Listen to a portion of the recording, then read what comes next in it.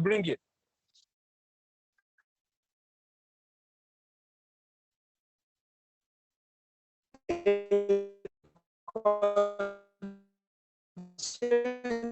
Investor to determine or to be after the proper registry to authenticate that or to verify the authenticity of that document. The man will decide, I'm not going to do this business with you until I verify. I don't know where it's coming from. That is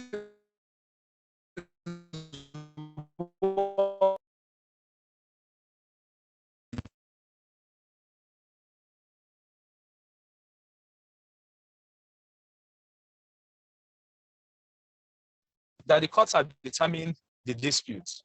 And is saying, okay, yes, there's a dispute with respect of this property that is the subject of our business, but the courts have decided in my favor. And the investor said,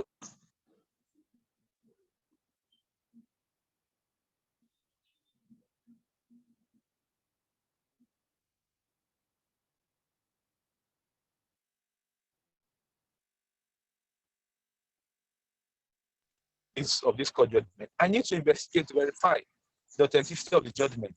And it can only be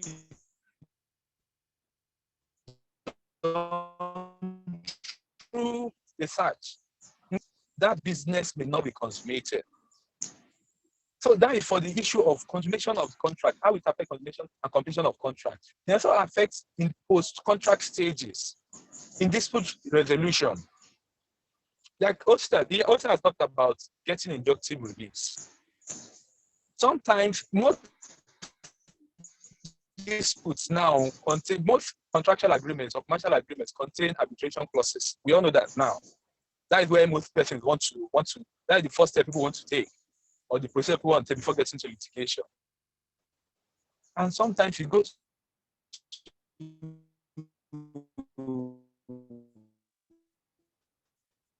parties may not agree on the appointment of to get the arbitrator appointed because the courts are not sitting. Then the dispute is there. It cannot be resolved. Then sometimes there may be an arbitral panel constituted, or you need injunctive reliefs that they cannot grant. So you need to resort to the law courts to grant injunctive relief. That's what I said. Now the arbitrator, there are interim measures that must be, maybe not to display property or to do one or two things. And the arbitrator does not have the power. It is the courts. So they have to go to the court to get these things done. But they cannot. So the issue, and then also, even the issue of litigation, parties may decide that we have to go to court to resolve the dispute. We have to go to court to resolve this dispute. It is part of the contract, as far as I'm concerned, part of the contract process. Apart from the consummation, the legal redress when there's a breach is also part of doing this, the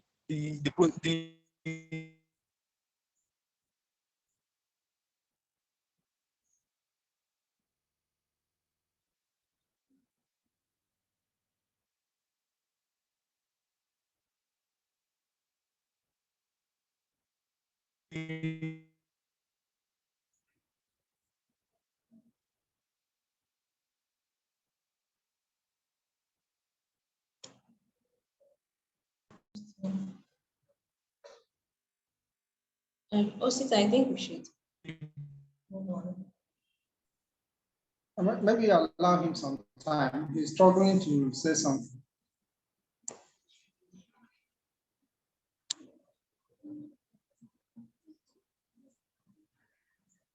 Okay, so pending when he returns.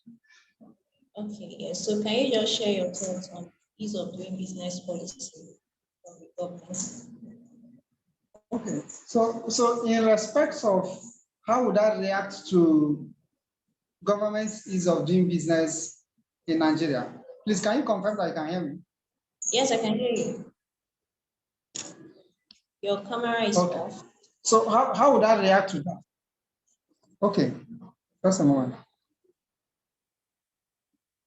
So how would I react to that? Yes. I think it shows, in a certain sense, it shows the disconnect in the government's policies And by governments, I mean the three tiers of governments in Nigeria: the federal, the states, and the local government, which we tend to call the municipal. So it shows the disconnect. And even within different tiers of government, again, there is no cohesion in policy making. This may be as a result of lack of proper engagement with stakeholders that necessarily include the bottom line, which is the ordinary Nigerian. So because again, we are trying to ensure ease of doing business by Nigerians in Nigeria and Nigerians in diaspora with Nigeria and non-Nigerians residents in Nigeria with Nigerian government or foreign countries with doing business with Nigeria. But this has demonstrated almost a lack of will to ensure that businesses are done with ease. Because if the courts, which is the last hope of the common man as we express it, could be shut down for since the 6th day of this month. Almost a month. For 24 days, yes, almost a month. If the courts could be shut down for this long, then it shows a certain sense of unseriousness in government's commitment to the policy. And like I said, I hold the view that lawyers have a greater responsibility to ensure rule of law. It's part of the oath we took as lawyers.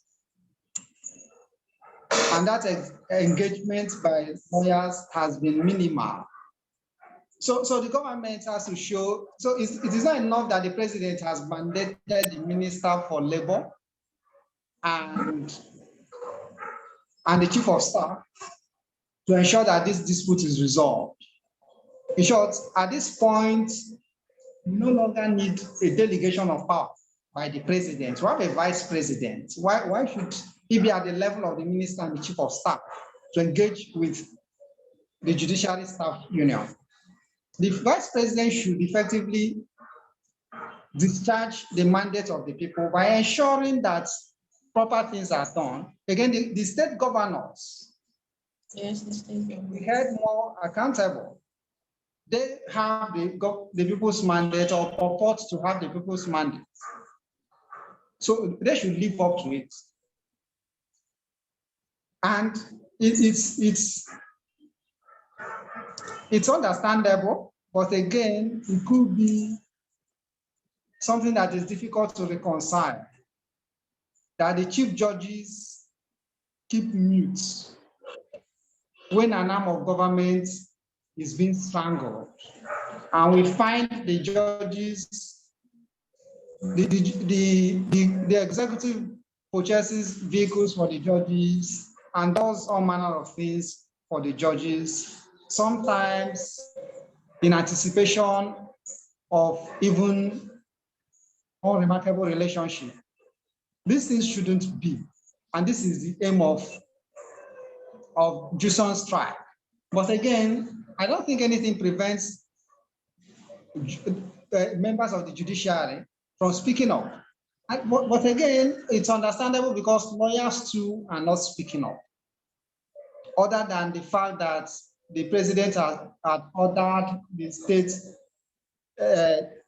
branches of NBA to ensure that we test, we haven't done much individually.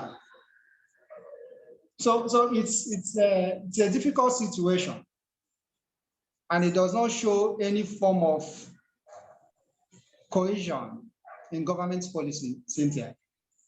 Thank you. Okay, thank you. And I think there's a partial partial reopening of courts in other states, and even in Lagos State, there partial reopening of courts. So I don't know if you're aware of that. There is a partial. Partial reopening of the courts, particularly Lagos State.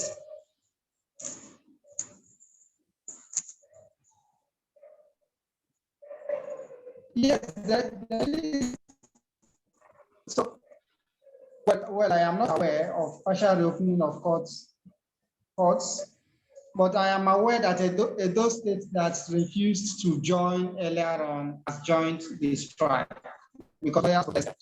So a partial reopening of the courts without a clear agreement may not be in the ordinary man's interest.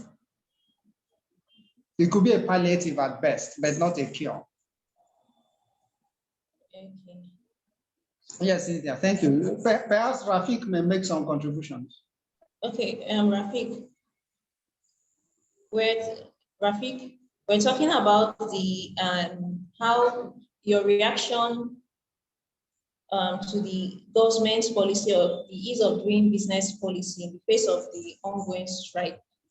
So what is your reaction to that? Rafik, can you hear me?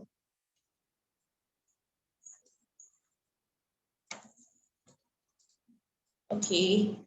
While we're waiting for Rafik, I think one of the attendees wants to speak.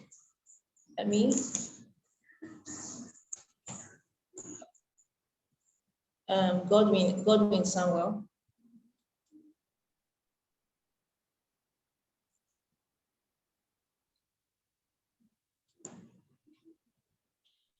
Okay.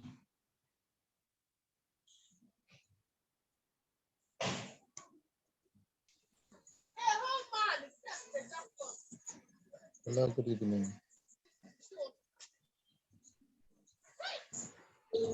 Hello. Sir, Okay, let's move on. We're running out of time. I'm still on the ongoing strike. Okay, please proceed. We have you just now. We've lost Rafik again. So, how does the ongoing strike affect Nigeria's global ranking on access to justice and foreign direct investment?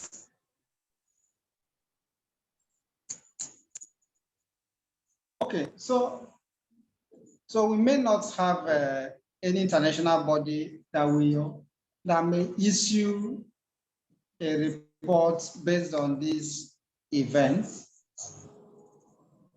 But I looked at ranking bodies such as World Justice Projects that has an index of rule of law.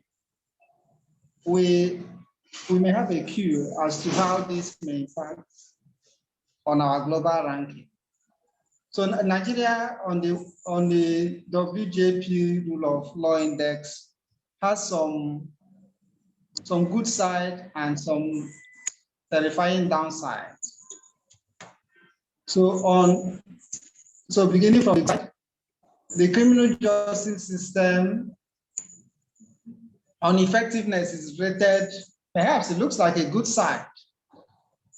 So, but not really, it's even less than average, 72 over 182. 72 over 182, 122 rather.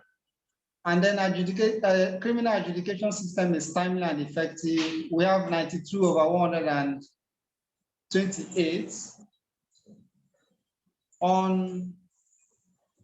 On due process of law, we are ranked 108 over 128. And then again, I think on civil justice, in terms of delays, we are ranked very low. Unnecessary delays resulting from, in respect of civil justice, Nigeria is ranked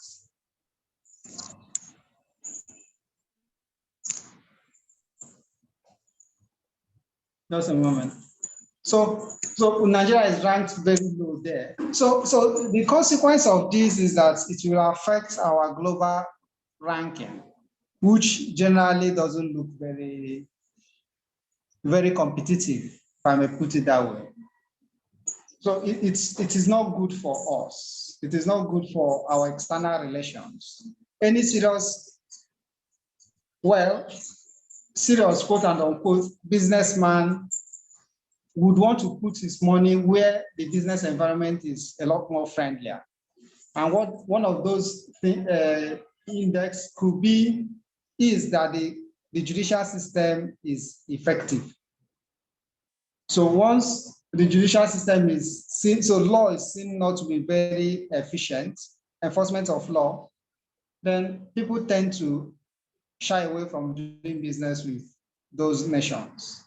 So these are things we should take, and this was one should suppose was part of what gave rise to the policy on ease of doing business in order to increase our ranking. And this JUSUN strike is making it counterproductive and more harmful. So it has a direct consequence on foreign direct investment. I don't think we are still shouting foreign direct investment at this point because it will show seriousness on our part for the government to do that. So but we know that some businesses too, some sectors of the economy thrives, whether or not the environment is made a lot more friendlier. So for instance, financial technology is something that investors would want to put money into because of certain benefits. And then again, the central bank is a lot more friendlier than some other, when compared to some other regulators. So it is not good for us, and the government should, like I had mentioned earlier on, we rather have the vice presidents engage on this matter. And the vice president is someone who enjoys the goodwill of the people and commands respect. So if he's the one who is engaging with JUSUN on this matter with full authority, I think they will listen, they will tend to listen more to him instead of the minister that they will walk out on today and apologize to tomorrow. This is what I think, Cynthia.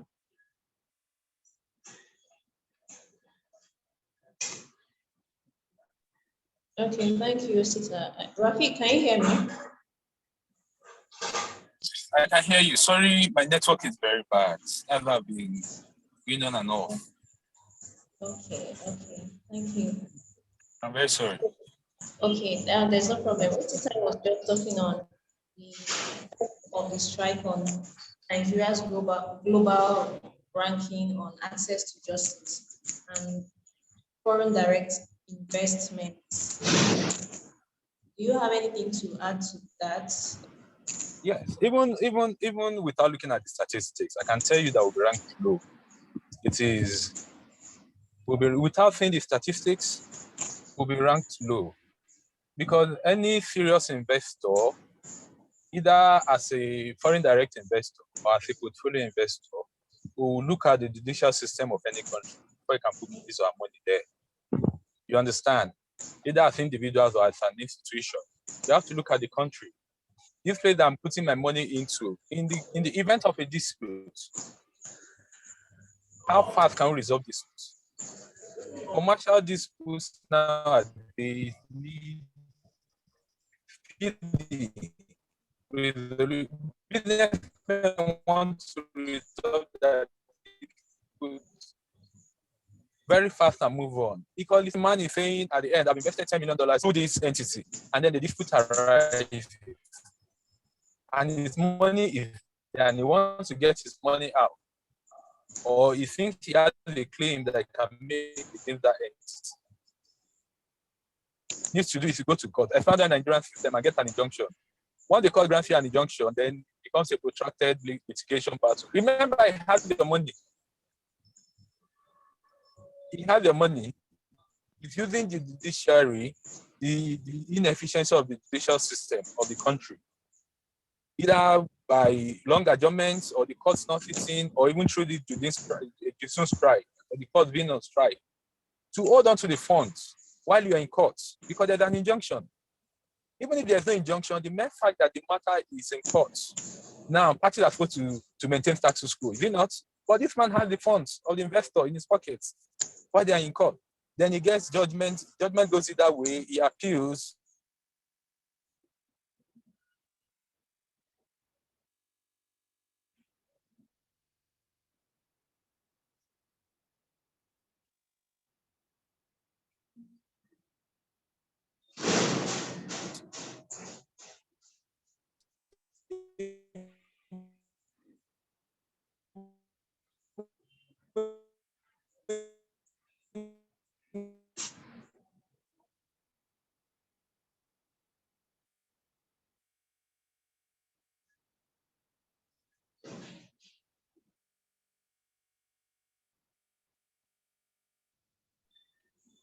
When you know that appeal is frivolous, the appeal stays at the court of appeal, maybe a litigation.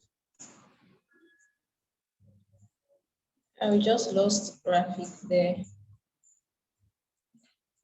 Can we proceed while waiting for him? Okay, so perhaps we move to the next question and allow him to. Yes, well, spend too much. Yeah. So let's proceed. Let's proceed. Let's time measures. Okay, so okay, Osita, let's discuss on the persons that are affected the most by the ongoing nationwide strike. And does the strike unintentionally promote corruption in the government? Yes, so I will begin from the. Yes, thank you, Cynthia. So I would begin from the latter, which is, does it unintentionally foster corruption in some ministry, departments, and agencies? Yes, I think it does. This reform project, World Justice Project Index, curiously, the judiciary, the index as to whether the officers of, so the members of JUSUN profit more in terms of benefits of corrupt practices from the system. The index ranks the judiciary lower than any other arm of government or agencies. So it shows again that the judiciary staff are much more, based on the reports, and again, one may tend to say, are much more disciplined than the average public servant.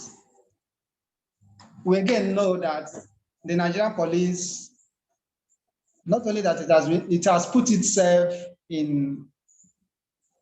it has created a bad reputation for itself, and it appears to be very unwilling to launder its image. I mean, put more kindly. So the Nigerian police, the average Nigerian police officer has no good standing with the public. And we understand that bail is free, but again, Nigerians are generally compared to pay for bail. And now that, like Rafik mentioned, there is no one to run to. So the last hope of the common man has suddenly gone asleep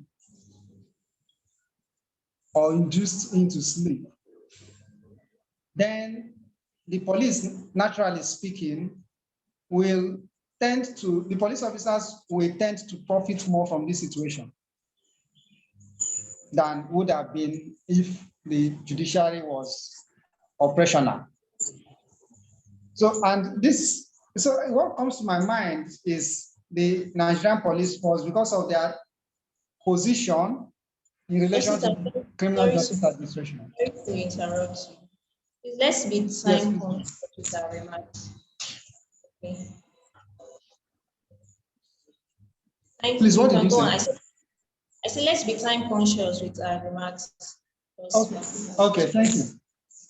Thank you. So this unintentionally fosters corruption, and the ordinary Nigerian is more affected than any other person. The vendors and those who do business with the courts. Thank you, Cynthia. Okay, all right. Rafik, do you have anything to add before we proceed? Yes. As what sister said, Thank you.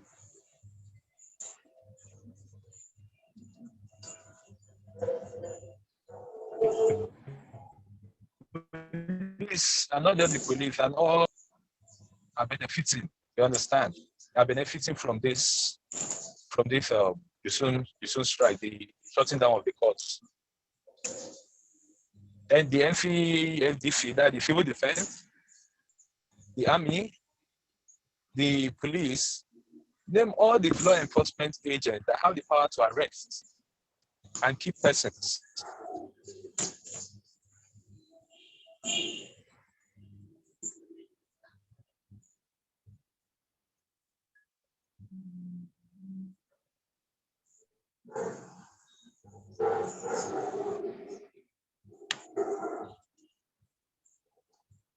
To extort money, to extort, because we overflow that of those the law enforcement. Let me also go to another part, another MBA that benefits from this strike, and that will be the tax officer, the local government revenue officers, the board of internal revenue, the ministries that have the powers or the authority to demand tax from the citizen. Now we know the problem with taxation in Nigeria, multiplicity of taxes, and the unlawful or illegal taxes that are collected by this ministry. So let me give you an example. A ministry, a tax officer stays somewhere and says he's worked for the Ministry of Agriculture or Environment, and then demands ecology fund from a company. If you look at the schedule, the fee, maybe the law that gives him the authority says he should collect per annum, the company should pay 10,000 naira as ecology fee. The tax of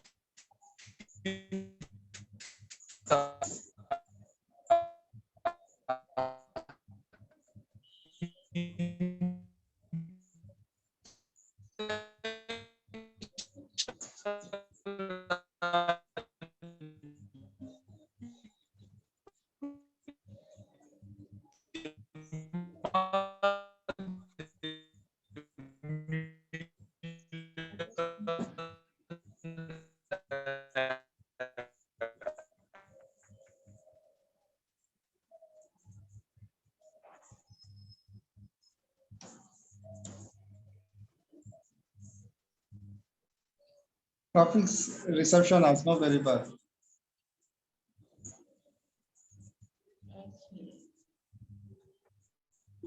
Okay, let's move on. Okay, let's move on. We've lost Rafik. Yes, please. Having connection issues. So, okay, Osita, final questions. Are there social rights or business opportunities in this nationwide strike? Yes, I hold the view that there are opportunities that Nigerians need to utilize, especially in social rights campaign. So it's just a matter of reference. Alexander Hamilton was one of the founding fathers of the United States, and he believed in the independence of the judiciary, and he campaigned for it. So it's considered a founding father of the independence of the judiciary in the United States. Another person is John Marshall. That was the Chief Justice. So he was the Chief Justice of the US Supreme Court in 19th century, early 19th century. And he helped to ensure that the judiciary was properly established in terms of, in respect of their constitution. So, but here we don't seem to have people who are fathers of different things the way we have in more civilized societies. And again, as a matter of reference, I was impressed when I saw a nonprofit organization, I think in the United States, now focused on educating lawyers working in public universities, so educating them on the rights of the students and the rights of the institutions, including FOI. That is what the nonprofit does. So we don't seem to have, I'm not aware of any nonprofit or any lawyer who who advocates for independence of the judiciary and is known for it, or a nonprofit that focuses solely on the independence of the judiciary. So these are opportunities for lawyers and non-lawyers, for everyone in the society, to give a voice to himself. It is not enough that we say government is not listening. Oftentimes we get government's attention. So it's an opportunity for a social rights campaign. There are equally business opportunities in it. One may look at the possibility of democratizing access to certification of documents, affidavits. By this I mean digitalizing it, now that the courts are on strike. So how can we better ensure and provide for alternative to the courtroom? The multi-door court houses are equally on strike because they function under the judiciary. So they're not necessarily a functional alternative to the courtroom.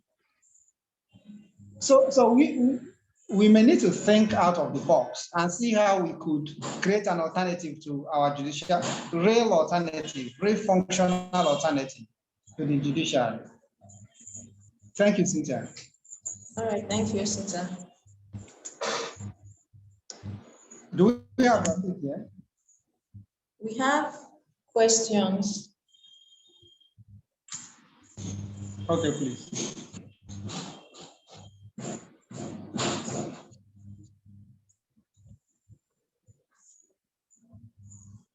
Okay, we have a question from Godwin Samuel.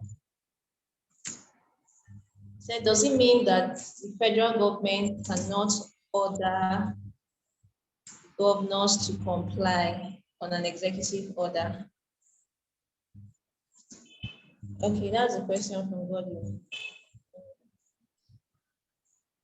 Osita, are you here? So I think the matter is, yes, I am, Cynthia. So I think the matter is pending.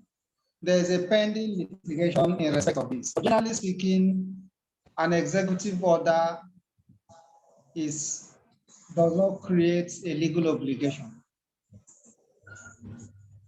Again, given the independence of the arms of government.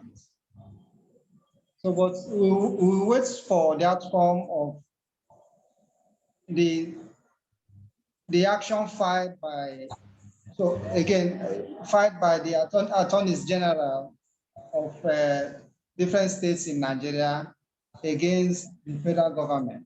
We wait for the outcome and see how the Supreme Court will react to it, which will be for our good. Thank you. Okay, thank you. And Rafik, do you have anything to add to that? The question Yeah.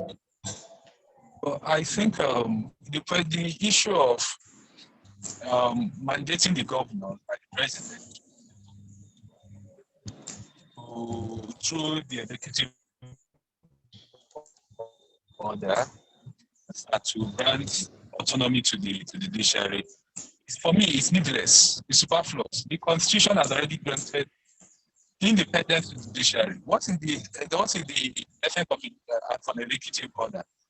It's just to bring the intendiments of the legislature, what has been stipulated in an act into life, or just to bring it into future. Not that the right is not there, the right is already there. You understand? So, Yes. and then remember that I think Oliver Bakaba has gone to court.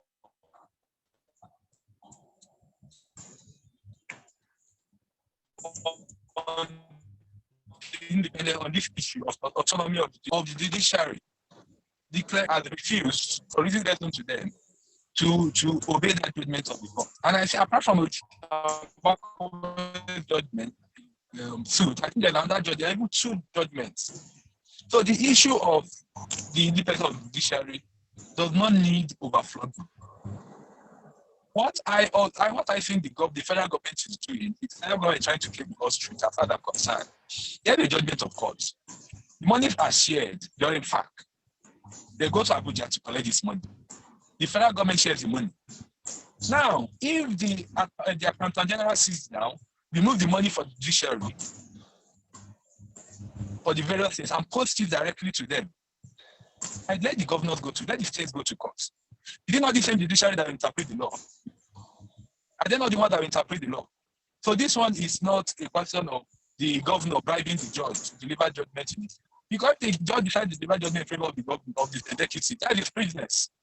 That is his business. So these things are things that ought to have been taken care of, even without an executive order. Just enforce the provisions of the Constitution. The Accountant General sit down when you're posting the money, when you're sharing the money, put that on the judiciary to them. That on the legislature is the state, then they let meeting, they take that. They let them go to court. Let the court decide, let the court interpret the law. So the president has tried in his own way to say, okay, through an executive order. The executive order is superfluous, it's needless. Just enforce the provisions of the Constitution. And that's it. So that is my take on this issue. Okay, thank you, Rafik. That's the only question we have. Do we have any other questions? Welcome. No, that's the only question. Yes. Now there's one issue. Yeah, I was doing a solution. Let me share a solution that I think would help the house. I was dealing with a client last 2 weeks. He's from Greece. He's a Greek client. So he wanted us to arrest the ship. So when we came and he said the ship is there, we have to arrest, he help us arrest the ship, enforce a maritime claim. And I told him, Mister, there's nothing we can do, the courts are on strike. And the man was alarmed. And the courts are on strike. He said, okay, no problem. Even if the courts are on strike, is there no interim or emergency? And I said, no, that you can't even access the court. You know what the man said?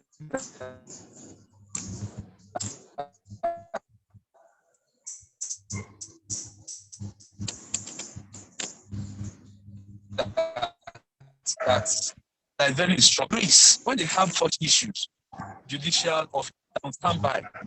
So for critical issues like enforcement of rights, human rights, enforcement of maritime claims,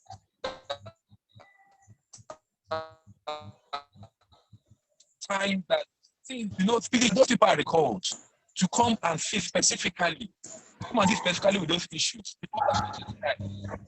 That was instructive for me. Why can't we have such a provision? Why can't we have such arrangements? Where you need urgent bail, where you need urgent access to the courts, they can come. The find officers can come, deal with this issue, then go back and join their colleagues in the strike. So if we can think of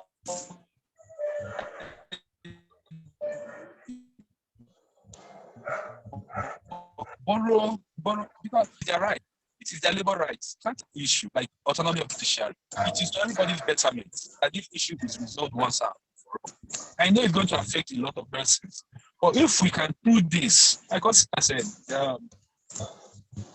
doing a partial reopening of courts when the issues are not resolved, it's to no man's benefit because the issues are still there. But if these issues can be resolved conclusively, the judiciary granted autonomy, then we go back, then we know that we're not coming back in some years' time to this same issue. You understand? So if there can be such provisions for interim or emergency measures to take care of speedy access to justice while the strike continues, it will go a long way in helping injustice dispensation.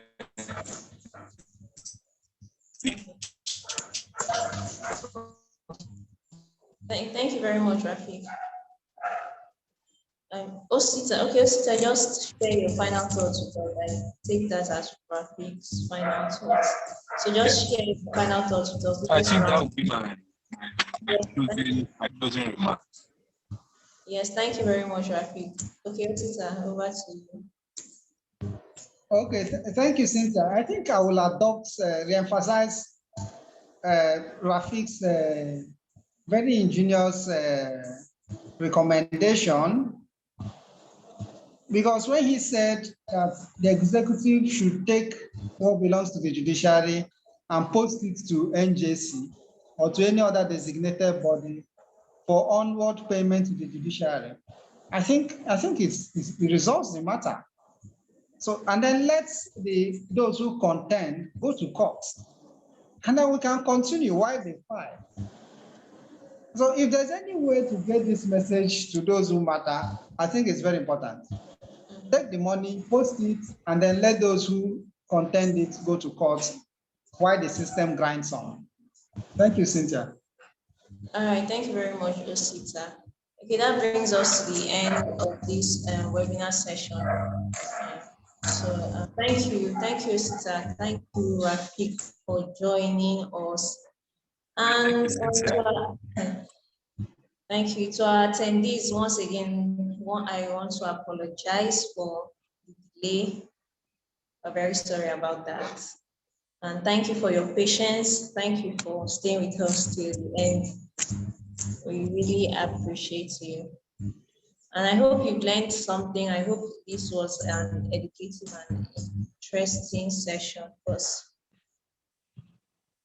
Thank you for joining us. So hopefully we would see some other time.